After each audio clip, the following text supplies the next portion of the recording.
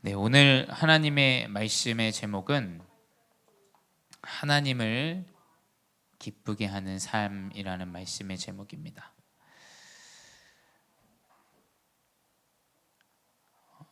우리 하나님을 기쁘시게 하는 삶은 다른 게 아니죠. 우리 믿음입니다. 믿음. 사실은 우리가 하나님을 기쁘게 할 수 있는 것은 믿음의 여정, 또 믿음 하나님을 믿고 나아가는 것입니다. 근데 감사하게 그 믿음 가운데 많은 선물들을 주십니다. 평안한 마음과 또 두려운 마음이 사라지고 참된 은혜가 넘쳐납니다. 한번 민석이 한번 확인해 주셔야 될 것 같아요. 네, 그래서 그 믿음이 하나님을 기쁘시게 할 수 있습니다. 믿음 말고는 하나님을 기쁘게 할 수 있는 방법은 절대 없습니다. 그래서 이 기쁘시게 할 수 있는 이 믿음을 가질 수 있는 것은 다른 게 없습니다.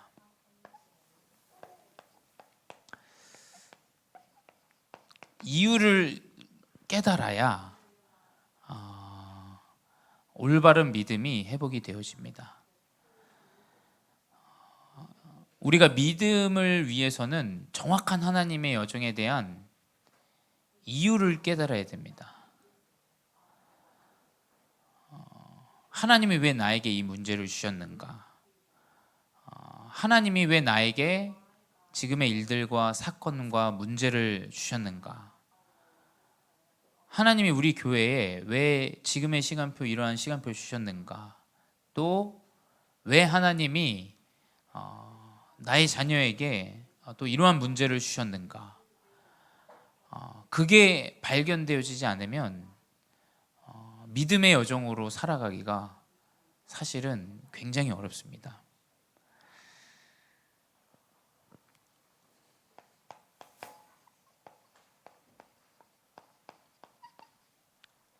바울은 이 과거에 대한 정확한 이유를 깨달았습니다.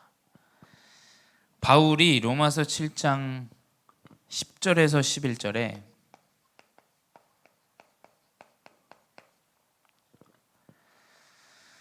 이제 이 율법에 대해서 얘기합니다. 율법.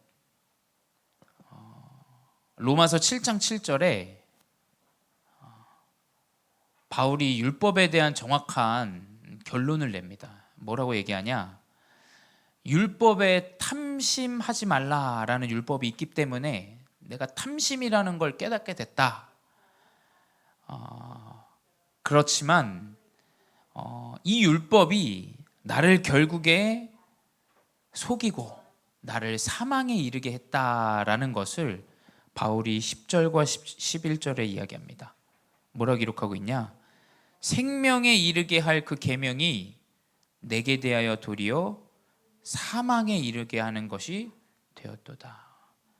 우리 복음제일교회 성도분들과 중직자분들이 여기에 우리가 사실은 굉장히 조심해야 됩니다. 율법은 깨닫게 하는 게 맞습니다. 말씀을 통해서 깨닫게 됩니다. 하지만 도리어 사망에 이르게 할 수도 있는 것이 율법입니다. 우리는 옳은 말을 하는데 누군가에게는 죄에 빠지게 하고 사망에 이르게 하는 일이 있습니다. 그래서 차라리 많은 말을 하지 않는 것이 저는 더 낫다고 여겨집니다. 많은 틀린 것과 잘못된 것에 대해서 이야기하기보단 하나님의 언약을 딱 붙잡아야 된다는 거예요. 그래서 11절에 뭐라고 기록되어 있냐?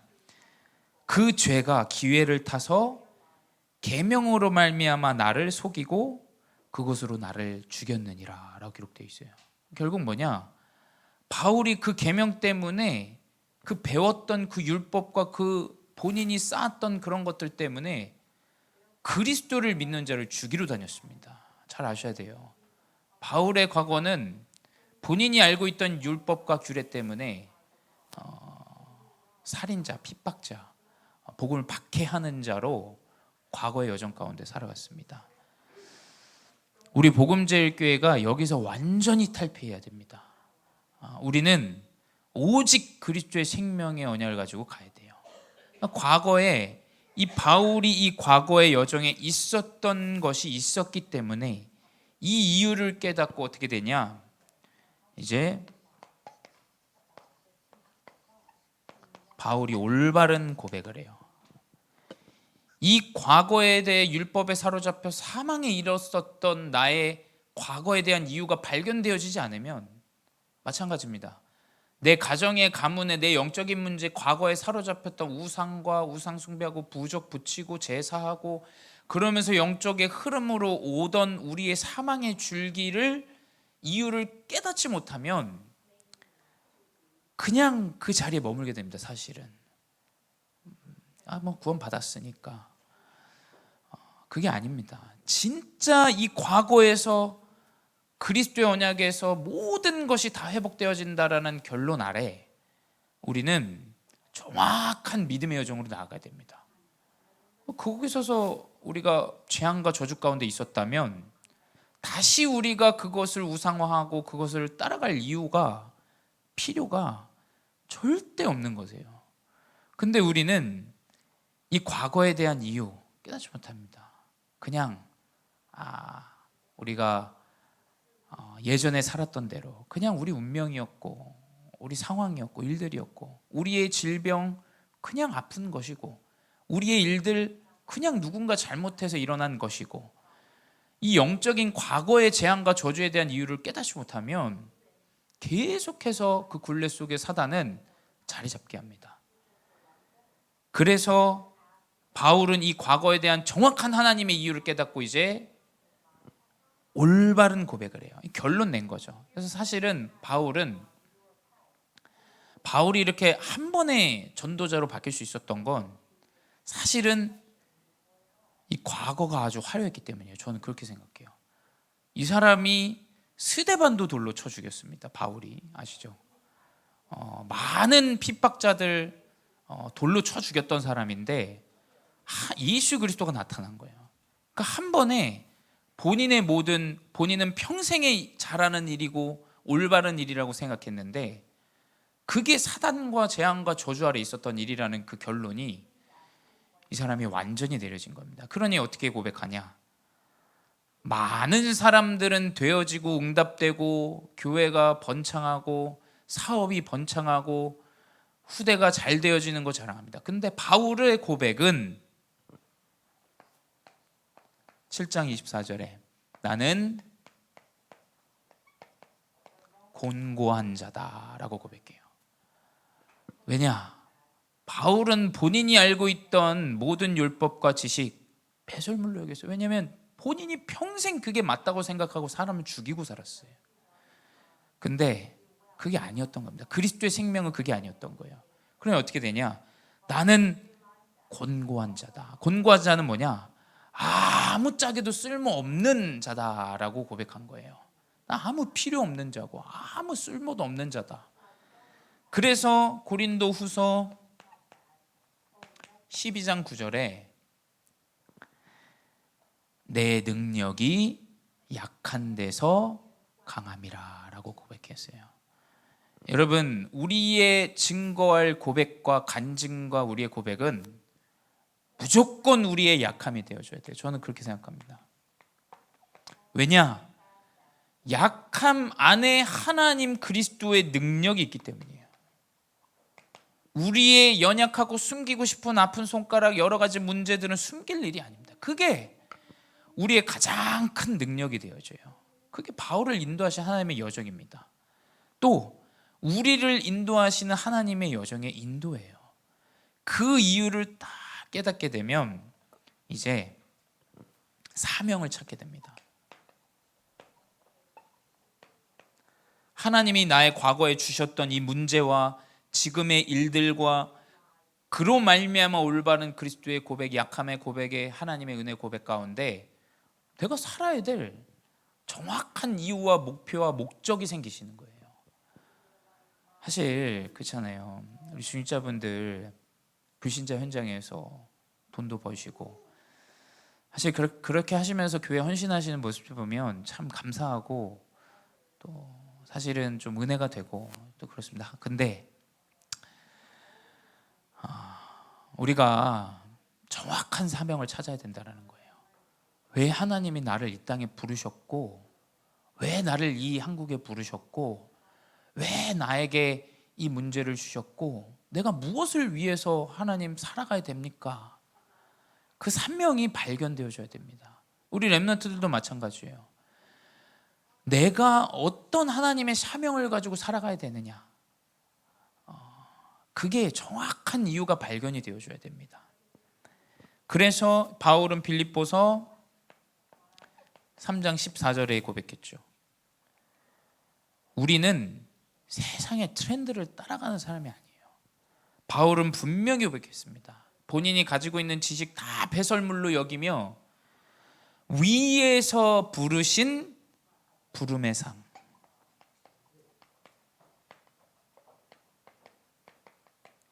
하나님이 우리를 부르신 이유가 있다라는 거예요. 하나님이 왜 우리를 불렀겠습니까?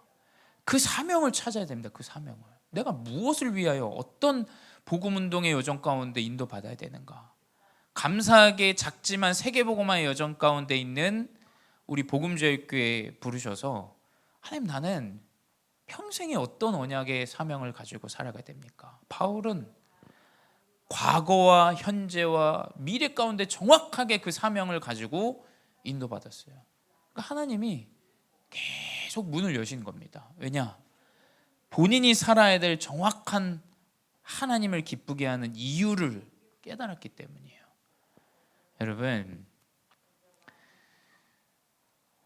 우리가 교회를 크게 확장하자, 우리가 다른 육신적인 이것 때문에 우리가 교회를 세우고, 또 우리가 현장에서 복음 운동하는 게 아니지 않습니까? 우리가 진짜 현장에서 그리스도 언약 붙잡고 복음을 전해야 되는 이유, 한번 곰곰이 생각해 보십시오. 저도 그것 때문에 많이 흔들리고 고민될 때도 많아요. 내가 무엇을 위해서 해야 되는가? 근데 다른 이유가 없어요.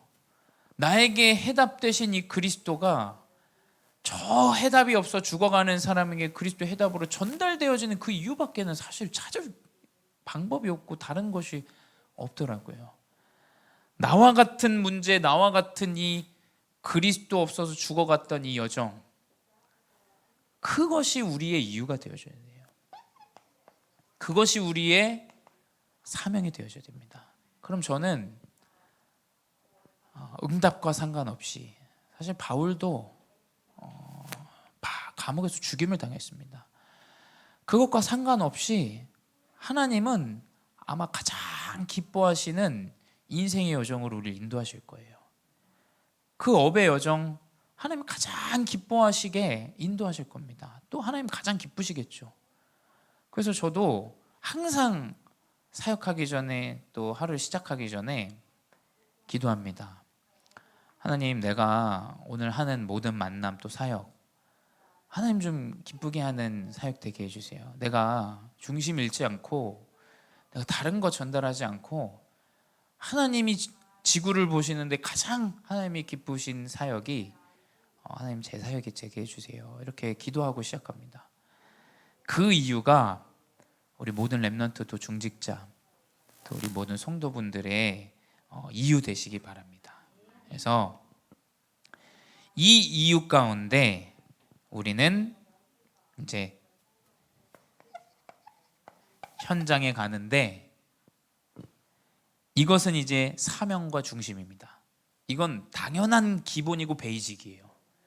이것 가운데 우리는 세 가지를 가지고 가야 돼요. 세 가지를 다 언약으로 가지고 가야 됩니다. 첫 번째 뭐냐? 우리는 성공의 목표, 육신의 목표가 아닙니다. 언약의 목표를 정확하게 붙잡고 가야 돼요. 그 말은 언약을 붙잡고 나가야 된다는 거예요. 하나님의 언약 안에, 내가 이번 주 강단 언약 안에 하나님이 인도하시는 목표를 딱 세팅하고 나가야 돼요. 첫 번째 뭐냐? 고린도전서 10장 31절에 먹든지 마시든지 무엇을 하든지 하나님의 영광을 위하여 하라.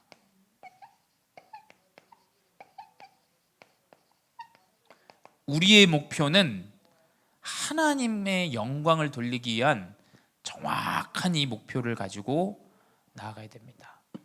근데 저는 이 하나님을 영광스럽게 여기는 이 하나님의 영광을 위한 것은 말씀을 순종하는 것이다 라는 언약을 딱 붙잡았습니다. 하나님이 말씀을 주시고 이 말씀을 내가 이번 한 주간 순종하고 이 말씀을 딱 붙잡고 나아가는 겁니다. 지금 신방 기간 아닙니까? 한번 우리가 이 신방을 아마 목사님이 그냥 내 처지 아시고 내 형편 아시고 지금 상황 아시고 모습 보고 그냥 말씀 주시는구나 이 정도로 생각하시면 안 돼요. 여러분 정말로 여러분이 목사님을 보고 언약을 붙잡으면 안 됩니다. 진짜 하나님의 언약의 말씀을 딱 나의 가정과 가문의 흐름을 끊고 재앙과 저주의 모든 해답되는 답으로 딱 언약을 붙잡고 나가야 돼요. 가면 우리가 좀 그렇게 생각할 때 저도 그렇고요. 그냥 나 아니까 내 형편 아니까 내 모습 아니까 저렇게 주시지. 그래서 뒤에서도 막 수근수근이고 이거 이렇게 하시더라. 여러분 하나님의 말씀은 물론 사람을 통해서 전달되지만 목회자에 주시는 분명한 이유가 있습니다. 그래서 그 정확한 언약을 붙잡고 하나님의 영광을 위해서 다른 것 위해서 아닙니다. 그거 순종한다고 교회가 달라지거나 목사님 너무 기뻐지거나 그러지도 그렇게 큰 변화는 없을 거예요. 근데 우리가 언약을 붙잡고 순종하는 이유가 뭐냐? 하나님께 영광을 돌리기 위한 것입니다. 하나님의 영광을 위해서. 이것이 우리의 언약의 목표가 되어줘야 돼요. 두 번째 뭐냐? 빌립보서 1장 20절 21절에 살든지 죽든지 내 몸에 그리스도가 존귀되도록. 그리스도가 존귀된다라는 것은 그리스도가 가장 높여지고 기쁘시게 된다.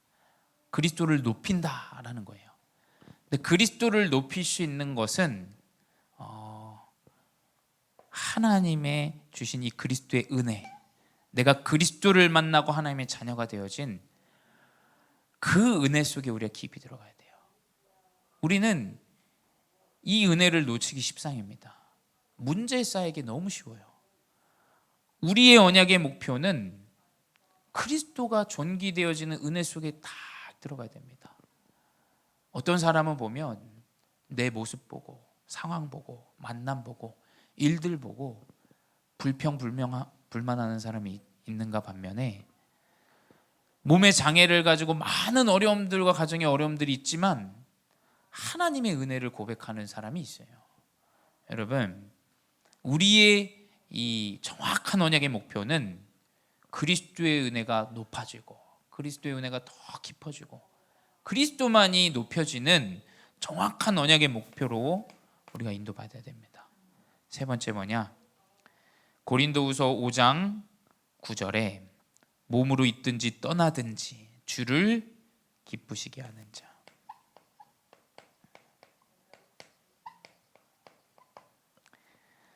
그래서 이것은 우리의 기준이 되어집니다. 하루를 시작하면서 한번 모든 여정 가운데 어떻게 하면 하나님이 기뻐하실까? 이 질문들을 계속 우리 중직자분들이 여정 가운데 만남 가운데 일들 가운데 한번 생각해 보세요. 어떤 게 하나님이 기뻐하시는 일이실까? 어떤 게 그리스도가 존귀되어지는 일일까? 어떤 게 내가 은혜를 누리는 일이고 어떤 게 내가 하나님의 말씀을 순종하는 것일까? 이 정확한 우리가 목표를 가지고 가는 것이 일단 하나님을 기쁘시게 하는 첫 번째입니다. 결론적으로 우리의 모든 여정, 지금 고린도전서 10장 31절, 빌립보서 1장 20절에서 21절, 고린도후서 5장 9절 지금 계속 나온 말씀인데 이게 다 뭐냐? 먹든지 마시든지 살든지 죽든지 몸에 있든지 떠나든지 모든 우리의 여정 생은 하나님의 말씀, 딱 이것이 목표가 되어야 된다는 거예요. 목표가. 우리의 모든 생은 하나님의 말씀이 딱 기준이 되어지고 말씀이 여정이 되어줘야 돼요. 두 번째 뭐냐? 이제 하나님을 기쁘게 하는 삶 가운데 우리가 가져야 될 두 번째는 뭐냐? 하나님을 향한, 하나님을 신뢰하는 것입니다. 하나님 믿어야 돼요. 그래서 히브리서 11장 6절 오늘 본 본문입니다. 믿음이 없이는 하나님을 기쁘게 하지 못하나니 하나님께 나아가는 자는 반드시 그가 계신 것과 또한 자기를 찾는 자들에게 상 주시는 이심을 믿어야 할지니라. 현실과 일들과 상황의 문제들이 아닙니다. 이 여정 가운데 믿음은 뭐냐? 하나님이 우리에게 상을 주시기 위함임을 믿어야 된다라고 이야기하고 있어요. 분명히 말씀드립니다. 지금의 문제와 사건과 일들은 미래를 세팅하는 거예요. 그 이유와 여정이 발견되어져야 돼요. 하나님이 나의 지금의 문제는 내 미래의 사역과 내 여정과 내 모든 달란트를 위한 것이구나. 그래서 이 문제를 주셨구나. 그래서 우리 가정에 이 어려움을 주셨구나. 그래서 내가 이 사명 가운데 준비하기 원하시는구나. 그 믿음이 하나님을 신뢰하는 것입니다. 두 번째 뭐냐? 이제 우리는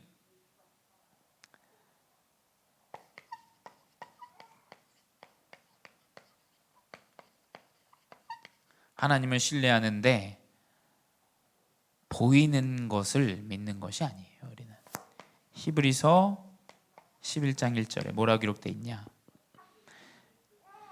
믿음은 바라는 것들의 실상이다. 이 말이 무슨 말입니까? 희망을 두고 믿고 있는 자들에게는 응답되어지는 실제가 되어진다, 존재하게 된다라는 단어예요. 그리고 보이지 않는 것들의 증거다. 우리가 확신을 가져야 되는 것은 보이지 않는 것들이에요. 그래서 신방 예배를 누군가는 그냥 간단하게 여깁니다. 근데 누군가는, 우리 전예리 주사님 이번에 신방 갔을 때 그런 얘기 하시더라고요. 이게 이 방마다 이 귀신들을 좀 이렇게 꺾어달라고. 정확한 거예요. 아주. 이 신방 예배는 뭐냐? 내 가정과 가문의 모든 흑암의 세력들, 모든 영적인 문제들 결박되어지는 것이 신방 예배입니다. 그래서 우리는 하나님이 이루시는 보이지 않는 영적인 것들의 증거를 딱 붙잡고 가는 거예요. 이게 여정으로 딱 쌓이게 됩니다. 쌓이게 돼요. 이 보이지 않는 증거를 붙잡으셔야 돼요. 사실 보이는 것들을 보는 것은 믿음이 아니라 사실 확인입니다. 확인. 근데 우리 복음 가진 자들의 확신과 믿음은 나의 현실과 어려움은 핍박과 어려움인데 하나님이 나를 위하여 내 여정 가운데 준비하시는 여정이구나. 왜냐? 하나님의 말씀이 그러하기 때문이에요. 말씀이. 우리는 그 보이지 않는 정확한 언약 가운데 있는 믿음 가운데 임하는 것이 하나님을 기쁘시게 하는 겁니다. 그래서 절대 지금의 문제와 일들에 속지 마세요. 그건 아주 멍청한 사실은 행동이에요. 지금의 문제에, 지금의 일들에, 지금의 어려움에 우리가 묶여 있을 이유가 없습니다. 왜냐? 하나님 분명히 언약으로 우리 믿음의 여정을 인도하시기 때문이에요. 세 번째 뭐냐? 이제 하나님을 기쁘게 하는 것은 복음을 증거하는 것입니다. 하나님이 가장 원하시는 것이에요. 우리 사무엘상 17장 잘 아실 거예요. 17장 45절에서 49절에 다윗의 스토리가 나옵니다. 다윗이 이 골리앗 앞에 서 있습니다. 이 골리앗이 이스라엘의 여호와 하나님을 모욕하고 계속해서 하나님을 비박하고 하나님 믿는 이스라엘 백성들을 무시하고 어려움을 갖다 줍니다. 근데 이 다윗이 이 상황을 보고 그 골리앗 앞에 나아가죠. 복음을 증거할 수 있는 참된 기회는 나에게 가장 큰 어려움과 문제가 왔을 때입니다. 그 말은 즉슨 하나님의 능력은 문제 앞에 나타나게 돼 있어요. 이 다윗의 고백이 뭡니까? 45절에 너는 칼과 창과 단창으로 내게 나오거니와. 세상은 힘과 능력과 배경을 이야기합니다.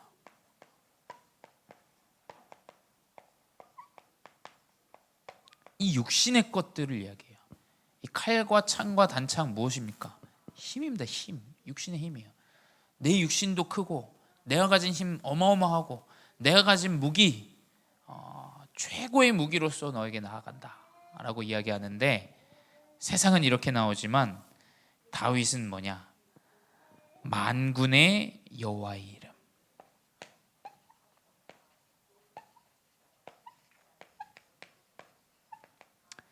우리가 증거해야 될 것은 칼과 창과 단창이 아닙니다. 다윗이 막대기 하나 물맷돌 하나 들고 가면서 그리스도 여호와의 이름을 증거했어요. 우리 캠프 중입니다. 우리 포럼하면서 여러 가지 말씀하셨어요. 어떻게 복음 증거해야 될지 모르겠다. 딱 두 가지만 붙잡으십시오. 나의 연약함을 증거하시고 여호와의 이름을 증거하세요. 나의 연약함 하나님이 인도하시더라. 우리 가정 아주 밑바닥 인생이었다. 복음 없을 때 우리 가문 완전히 재앙과 저주 가운데 있었던 가문이다. 그게 바로 그리스도의 복음이 증거되어지는 정확한 전도 방법이에요. 어떻게 해야 되냐? 새는 하늘에 나무는 땅에, 맞죠. 근데 바울과 같이 나의 가장 연약함을 그리스도의 이름 여호와의 이름을 증거하시기 바라요. 그래서 어떻게 되냐? 당연히 승리하죠. 다윗이 47절에도 고백합니다. 여호와의 구원하심이 칼과 창에 있지 아니함을 이 무리에게 내가 알리겠다라고 얘기합니다. 여호와의 구원은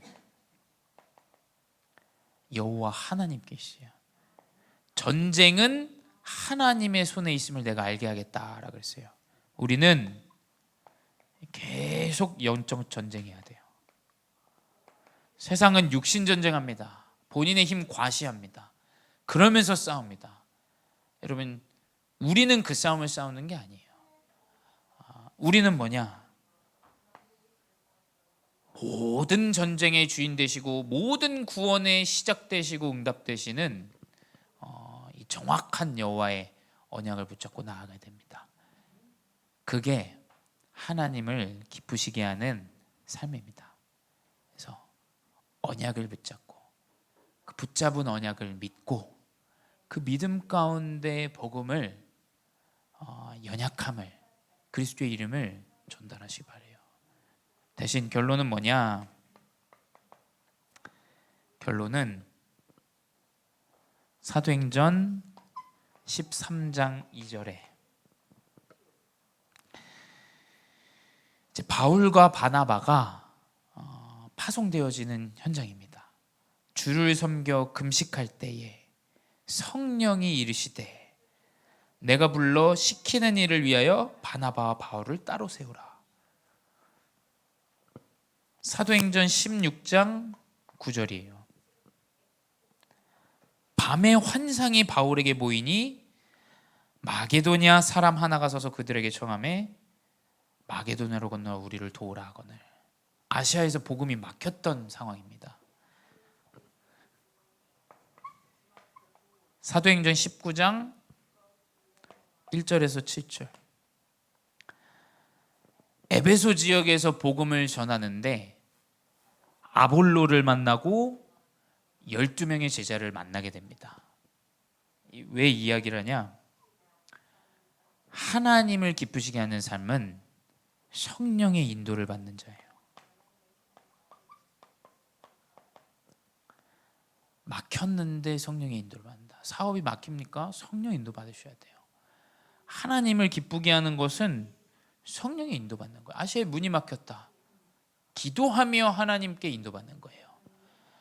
바울과 바나바가 성령이 이르시는 대로 세례받고 파송되어집니다. 바울이 전도 여정 가운데 에베소로 들어가는 여정, 아볼로를 만납니다. 아덴의 전도 운동에 문이 막혀서 고린도 지역으로 갔는데 브리스길라 아굴라를 만납니다. 이게 우리 캠프에서 붙잡아야 되는 언약이고, 캠프뿐만이 아니라 우리 모든 하루하루와 여정 가운데 붙잡아야 되는 언약이에요. 성령의 인도 받으세요. 질문에서 시작됩니다. 하나님 원하시는 게 뭡니까? 저도 지금 캠프하면서 만남 가운데 일들 가운데 계속 기도하고 있어요. 하나님 원하시는 게 뭡니까? 하나님 진짜 기뻐하시는 게 뭡니까? 계속 이 여정 가운데 가정과 가문 사업을 정확하게 하나님이 기뻐하시는 여정 가운데 인도 받으시기 바랍니다. 기도하겠습니다. 사랑의 하나님 감사합니다. 육신의 기쁨에 사로잡혀 육신의 기준으로 육식것만 추구하다 살아갔던 내 인생, 하나님을 기쁘시게 하는 인생의 여정으로 인도하여 주시니 감사합니다. 모든 문제와 일들, 사건, 나의 모든 삶은 하나님의 정확한 이유가 있는 줄 믿습니다. 주님, 바울과 같은 인생의 여정을 살아가는 이유 있는 참된 전도자의 여정 살아가게 하여 주시옵소서. 신방 기간 가운데 있습니다. 캠프 기간 가운데 있습니다. 주님, 우리 복음제일교회 모든 각 가정에 언약이 목표되어지고 그 언약을 붙잡고 믿고 도전하며 주님 복음을 증거하는 여정 가운데 인도하여 주시옵소서. 그리하여 성령의 인도받으며 하나님이 문을 여시는 여정 가운데 많은 제자들을 세우고 정확한 복음운동에 참된 증인이 되어지게 하여 주시옵소서. 지금 더 살아 계신 주 예수 그리스도 이름으로 기도드려 싸움나이다. 아멘.